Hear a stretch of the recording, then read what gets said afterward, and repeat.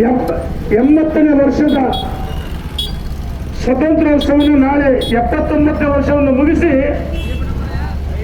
80ನೇ ವರ್ಷದ ಸ್ವಾತಂತ್ರ್ಯಾಚರಣೆಯನ್ನು ಶನಿವಾರ ನಾವು ಆಚರಣೆಯನ್ನು ಮಾಡ್ತಾ ಇದ್ದೀವಿ. ನಮ್ಮೆಲ್ಲರ ಹೆಮ್ಮೆಯ ಪ್ರಧಾನಮಂತ್ರಿಗಳಾದ ನರೇಂದ್ರ ಮೋದಿಜಿಯವರ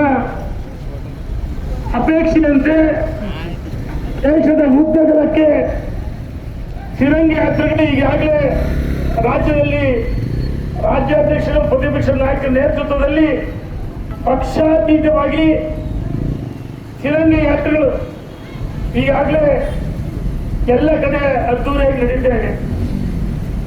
ಮತ್ತು ಇಂದಿನಿಂದ ಇಂದು ಮತ್ತು ನಾಳೆ ಹಲಗರ ತಿರಂಗಿ ಯಾತ್ರೆ ಇದೆ.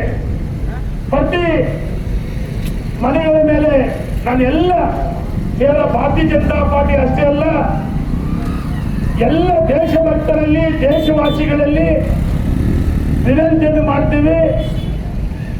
ಇಂದು ನ್ಯಾಮತಿಯಿಂದ ನಮ್ಮದು ಬೈಕ್ ರ್ಯಾಲಿ ಪ್ರಾರಂಭವಾಗಿದೆ. ನ್ಯಾಮತಿ ನಗರ ಮತ್ತು ಅಕ್ಕಪಕ್ಕದಲ್ಲಿ ಯಾರು ಸಾರ್ವಜನಿಕ ಬಂಧುಗಳು, ರೈತ ಬಂಧುಗಳು, ದೇಶ ಪ್ರೇಮಿಗಳು ಇಲ್ಲಿ ಯಾರು ಒಂದೇ ನಿಮಿಷ ಮುಗಿಸ್ತೀನಿ ಆಯ್ತು. ಯಾರು ಇಲ್ಲಿ ಉಪಸ್ಥಿತರು ನಿಮ್ಮೆಲ್ಲರಿಗೂ ವಿನಂತಿಯನ್ನು ಮಾಡ್ತೀನಿ. 79 ವರ್ಷ ಆಯ್ತು ದೇಶಕ್ಕೆ ಸ್ವಾತಂತ್ರ್ಯ ಬಂದು. 80ನೇ ವರ್ಷ ನಾಳೆ ಆಚರಣೆ ಮಾಡ್ತಾ ಇದೀವಿ. ಬಂಧುಗಳೇ, ಇದು ಕೇವಲ ಭಾರತೀಯ ಜನತಾ ಪಾರ್ಟಿ ಆಚರಣೆ ಮಾಡೋದಲ್ಲ. ಈ ದೇಶದಲ್ಲಿ ಯಾರ್ಯಾರು ಭೂಮಿ ಪವಿತ್ರವಾದ ಭಾರತ ಮಾತೆಯ ಮಕ್ಕಳ ಜನಿಸಿದೀವಿ, ನಮ್ಮೆಲ್ಲರಿಗೂ ಸುದಿನ, ನಮ್ಮೆಲ್ಲರ ಪೂರ್ವಜರ ಪೌಣ್ಯದ ಫಲ. ನಾವೆಲ್ಲ ಬಹಳ ಸುರಕ್ಷಿತವಾಗಿದ್ದೀವಿ. ಮಧ್ಯ ಕರ್ನಾಟಕ ಮತ್ತು ಇಲ್ಲಿ ನಾವು ಜನರು ಬಹುಶಃ ಗಡಿ ಭಾಗದಲ್ಲಿ ಗುಂಡಿನ ಸದ್ದುಗಳನ್ನು ಕೇಳ್ತಾ ಇದೀವಿ.